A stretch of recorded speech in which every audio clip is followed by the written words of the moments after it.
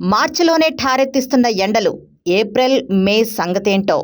April May నెల రాకముందే రాష్ట్రంలో ఎండలు హడలెత్తిస్తున్నాయి. పలు ప్రాంతాల్లో సాధారణం కంటే 5-6 డిగ్రీలు ఎక్కువ ఉష్ణోగ్రతలు నమోదయ్యాయి. ఈ మేరకు హైదరాబాద్ వాతావరణ కేంద్రం ఒక ప్రకటన విడుదల చేసింది.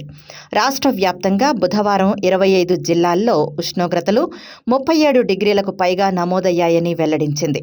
హైదరాబాద్లో 36.6 డిగ్రీల ఉష్ణోగ్రత నమోదు కాగా, అత్యధికంగా ఖమ్మం జిల్లా సత్తుపల్లిలో 37.6 డిగ్రీల గరిష్ట ఉష్ణోగ్రత నమోదైందని తెలిపింది.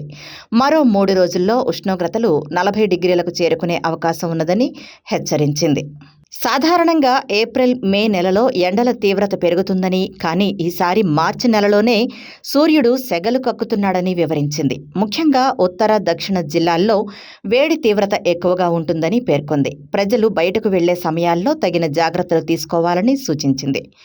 ఏప్రిల్ మే నెలల్లో దక్షిణ మధ్య భారతంలో హీట్ వేవ్స్తో పాటు వడగాల్పుల తీవ్రత అధికంగా ఉంటుందని వెల్లడించింది.